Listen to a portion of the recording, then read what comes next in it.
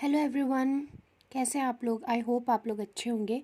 आज हम gastrointestinal disorder के बारे में डिस्कस करने जा रहे हैं, जिसमें कि हम आज यहाँ पे एक फर्स्ट टॉपिक डिस्कस करेंगे, दैट इज़ ट्रेकियो ईसोफेजियल फिस्चुला, और जिसका दूसरा नाम होता है ईसोफेजियल अट्रेसिया। ओके, फर्स्ट आपको जानना है कि गैस्ट्रोइंटेस्टिनल ट्रैक्ट कितना मीटर का होता है। दैट इज़ 5 to 6 मीटर का होता है ये। And it consist upper and lower gastrointestinal tract. ठीक है, ये अपर एंड लोअर पार्ट से मिलके बना होता है, जैसे जिसमें आता है ओरल कैविटी। ओरल कैविटी में माउथ एंड फैरिंग्स इंक्लूडेड है, यानी कि ये स्टार्ट होता है mouth, then pharynx, then oesophagus, then stomach, then ये कंटिन्यू होता है लोअर पोर्शन में, नीचे की डायरेक्शन में small intestine and large intestine. So जो हमारा जीआई ट्रैक होता है वो स्टार्ट होता है माउथ से end end with anus. Okay, so इसमें जो फर्स्ट डिसऑर्डर है that is tracheo oesophageal fistula. ये क्या होता है आप देख सकते हैं यहाँ पे नेम, फिस्चुला एट्रेसिया। ठीक है, ये आपको टर्म्स याद रखना है इसमें। इट मीन्स कि यहाँ पे क्या है, oesophagus does not developed properly. ठीक है, जो ईसोफेगस जो कंटिन्यू होता है फैरिंक्स से टिल स्टमक तक, उसमें कुछ ना कुछ डिफेक्ट होगी, उसमें ओपनिंग होती है, एबनॉर्मल कनेक्शन होता है, उसी डिजीज को बोला जाता है ट्रेकियो ईसोफेजियल फिस्चुला। ठीक है, esophageal atresia means it is a congenital failure of the esophagus. Congenital means by birth ये प्रॉब्लम होती है। to develop continue passage from pharynx to stomach. it means कि जो हमारा esophagus होता है वो pharynx से stomach तक होना चाहिए, बट वो कंटिन्यू जो है इसमें कंटिन्यूटी नहीं रहती है, इसमें प्रॉपरली डेवलपमेंट नहीं रहता है। ठीक है, then tracheo oesophageal fistula that is TEF जिसको हम बोलते हैं। इट मीन्स इस fistula means abnormal connection. So abnormal connection कहाँ होगा, एबनॉर्मल कनेक्शन होगा बिटवीन ईसोफेगस एंड ट्रेकिया के बीच में। ठीक है, नेक्स्ट हम देखेंगे कि इसमें क्या क्या होता है। जब आप डायग्राम देखेंगे तो आपको समझ आ जाएगा कि कैसी इसमें एबनॉर्मल कनेक्शंस रहते हैं, इसमें कैसे एबनॉर्मल कनेक्शंस हैं, कितने टाइप्स के होते हैं, ये आपको समझ आ जाएगा। हम इसका पैथोफिजियोलॉजी देखेंगे। ये कब डेवलप होता है, during 4th week of the embryonic development. जब एम्ब्रियोनिक डेवलपमेंट हो रहा होता है मदर के वूम में, 4th वीक में ये जो है एबनॉर्मल डेवलपमेंट होता है। Cells of endoderm from primitive gut, कहाँ पे होता है ये, एंडोडर्म लेयर में। Then defective separation of gut and incomplete fusion of trachea folds or abnormal growth of cells cause this defect. ये क्यों होता है, सेपरेशन ऑफ जो गट होता है उसमें भी क्या होती है, incomplete fusion. Fusion means incompletely joint होता है, यानी कि कम्प्लीटली जो ईसोफेगस जॉइंट होना चाहिए फ्रॉम फैरिंग्स टू स्टमक, वो कंटिन्यू वहाँ पे फ्यूजन नहीं होता है उसका प्रॉपर ट्रेकिया तक। Then fold and abnormal growth of cells, और या फिर यहाँ पे एबनॉर्मल ग्रोथ हो जाते हैं दूसरे सेल्स के, जिसके वजह से ये डिफेक्ट होता है। मोस्टली ये माना जाता है कि 50% जो नियोनेट में TEF की कंडीशन देखी जाती है वो विथ अदर एनामलीज, यानी कि अदर कंडीशंस, यानी कि अदर प्रॉब्लम्स के साथ देखी जाती है। 50% ऐसे चांसेस है कि जिस बच्चे को TEF की कंडीशन होगी उसे दूसरे प्रॉब्लम्स भी होंगे। दूसरे प्रॉब्लम्स मतलब क्या, इसको शॉर्ट में बोला गया है VACTERL, वेक्ट्रल, यानी कि V मतलब वर्टिब्रल कॉलम डिफेक्ट होगा, anorectal malformation, cardiac defect, tracheo oesophageal fistula, renal anomalies and limb anomalies, यानी कि या तो उसको कुछ हार्ट की प्रॉब्लम होगी, या तो उसके लिम्स में कुछ प्रॉब्लम होगा, या फिर जो उसके स्पाइन है, उसका वर्टिब्रल कॉलम है, उसमें कुछ प्रॉब्लम होगा, ईसोफेगस में प्रॉब्लम होगा, यानी कि TEF के साथ साथ उसे दूसरी बीमारी होने के भी चांसेस हैं। ये 50% चांसेस होते हैं। नेक्स्ट हम देखते हैं यहाँ पे risk factors. Risk factor means किस किस को रिस्क है, किसको होने के चांसेस ज़्यादा होते हैं, यानी कि पॉलीहाइड्रोमनियास, जहाँ पे अगर बेबी का जो एमनियोटिक फ्लूइड है वो मोर देन 2000 ml है तो उनको होने के चांसेस है। प्री मेच्योर इन्फेंट्स जो 37 वीक से पहले अगर बॉर्न होते हैं उसमें ये सब प्री मेच्योर इन्फेंट्स में देखने के चांसेस हैं, मिलते हैं ऐसे defects. Low birth weight babies में होते हैं, एंड सिंगल अम्बिलिकल आर्टरी।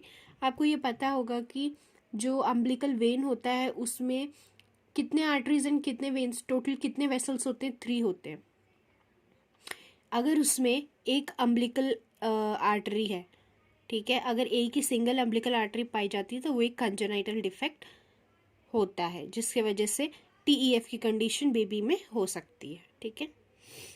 और पॉलीहाइड्रोमनियाज मतलब मोर एमनियोटिक फ्लूइड। तो एमनियोटिक फ्लूइड कितना होता है? अराउंड 1000 to 1500 ml होना चाहिए नॉर्मल, बट अगर 2000 ml क्रॉस कर जाता है पॉलीहाइड्रोमनियाज बोलते हैं उसे। देन हम इसके टाइप्स के बारे में देखेंगे। इसके 5 टाइप्स होते हैं। यहाँ पे फर्स्ट आप डायग्राम देख लीजिए, ठीक है। ये स्टमक है, ऊपर आपको दिख रहा होगा एक साइड ईसोफेगस है एंड एक साइड ट्रेकिया है, ठीक है। तो मैंने यहाँ पे इसको शॉर्ट में याद रखने के लिए बनाया कि फर्स्ट टाइप्स में आप देख सकते हैं कि कोई कनेक्शन नहीं है, ऊपर से कुछ भी ईसोफेगस या जो ट्रेकिया है वो स्टमक के साथ जॉइंट नहीं होता है। सेकेंड टाइप में क्या है, जो आपका ईसोफेगस है वो ट्रेकिया के साथ जाके एबनॉर्मली कनेक्ट हो गया है, ठीक है। नेक्स्ट क्या है, नेक्स्ट थर्ड में क्या होता है, डाउन से आप देख सकते हैं जो आपका स्टमक है वो एबनॉर्मली ट्रैकिया के साथ कनेक्ट है। फोर्थ टाइप में क्या है, upper and lower both part are connected with the trachea, that is oesophagus and stomach दोनों ट्रैकिया के साथ कनेक्टेड है।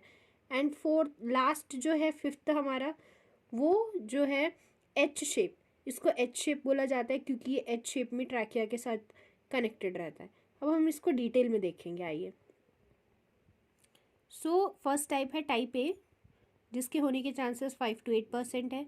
इसमें क्या है, it is an oesophageal atresia, यानी कि एबनॉर्मल कनेक्शन होता है विदाउट फ्यूजन। मैंने आपको बोला इसमें कोई कनेक्शन नहीं है, that is without fusion. And discontinuity होती है इसमें ईसोफेगस में, ठीक है, कोई कंटिन्यूटी नहीं है क्योंकि कोई कनेक्शन नहीं है। But there is no fistulous connection between oesophagus and trachea, and oesophagus and trachea के बीच में भी कोई कनेक्शन नहीं होता है, वो है type A. Next is type B which is rare. इसमें भी अपर पार्ट ऑफ ईसोफेगस जो होता है कनेक्ट हो जाता है ट्रेकिया के साथ। आप डायग्राम में देख सकते हैं जो ईसोफेगस है वो ट्रेकिया के साथ जाके कनेक्ट हो गया है, बट स्टमक के साथ कनेक्टेड नहीं है। थर्ड टाइप क्या है, सबसे मोस्ट कॉमन है, जो कि 80 to 95% इंडिविजुअल्स में पाया जाता है, that is upper part of oesophagus जो होता है वो बाइंड है, यानी कि वहीं पे स्टॉप हो गया है, बट जो लोअर पार्ट है वो ट्रेकिया के साथ जाके कनेक्ट हो गया है। देन डी, उसमें क्या है, lower and upper part both connected to trachea, दोनों ट्रेकिया के साथ कनेक्टेड है। And last is H shape, जिसमें कोई एट्रेसिया नहीं है, बट ईसोफेगस एंड जो ट्रेकिया होता है वो एच शेप में कनेक्टेड होता है, ठीक है।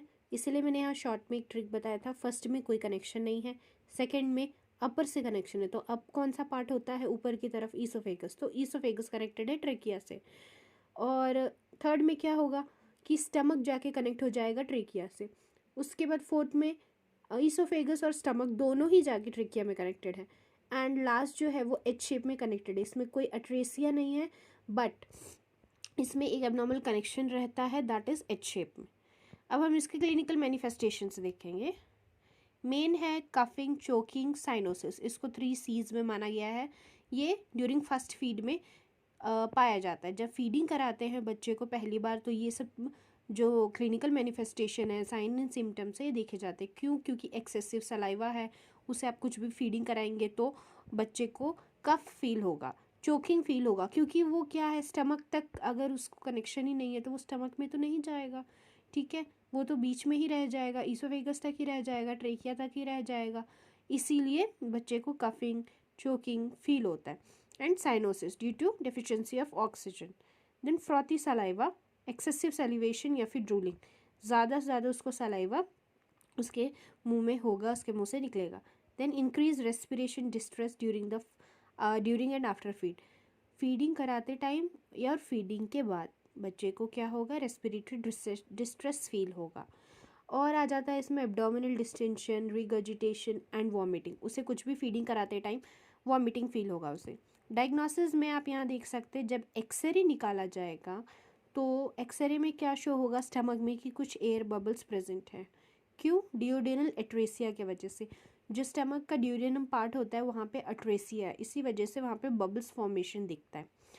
देन अगर बेबी को ट्यूब इंसर्ट किया जाएगा, ईटी ट्यूब, तो लार्ज ट्यूब इंसर्ट करने के टाइम पे ये फील होगा कि 7 to 10 सेंटीमीटर तक ही सिर्फ जो है वो ट्यूब जा रहा है, बट उससे आगे जो है वो ट्यूब मूव नहीं हो रहा है।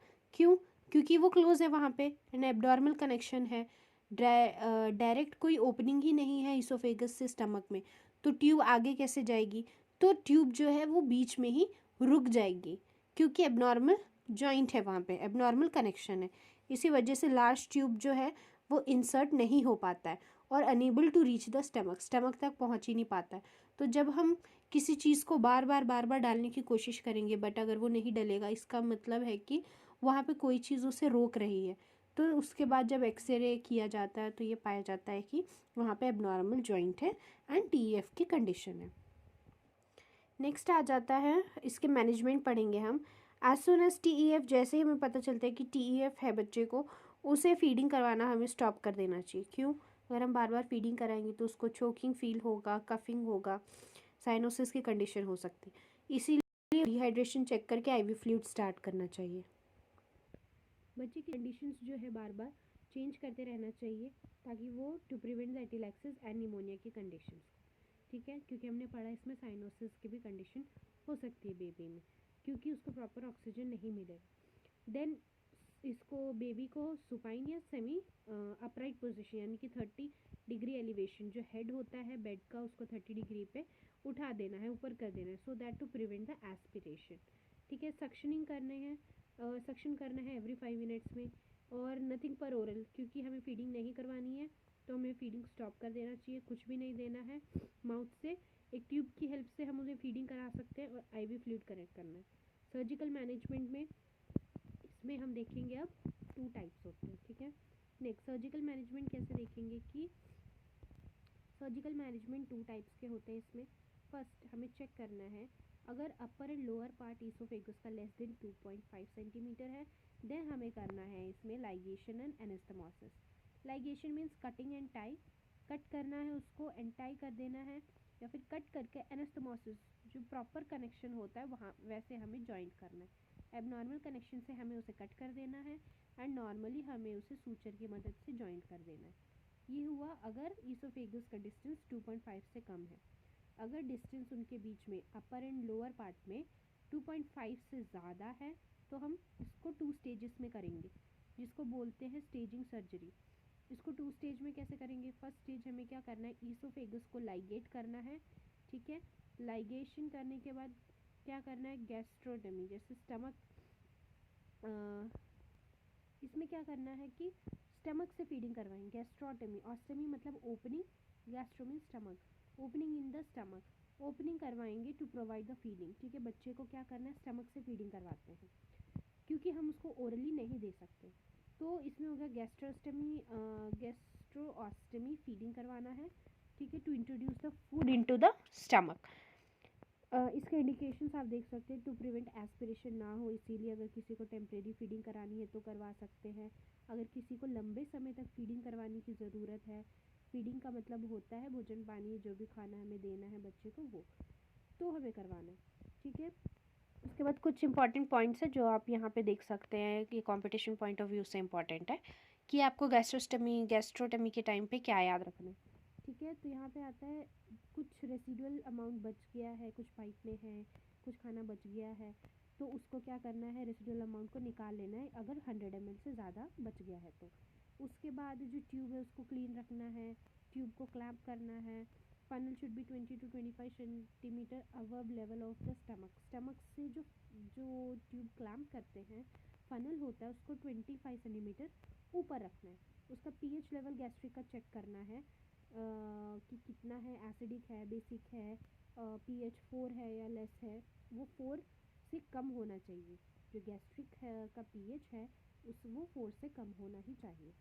Feeding should be Luke warm and eight the end of the feeding, ऐसा नहीं है कि बहुत गरम गरम फीडिंग उसको दे देना है या बहुत ही कूल। ल्यूक वार्म मीन्स हल्का गर्म होना चाहिए।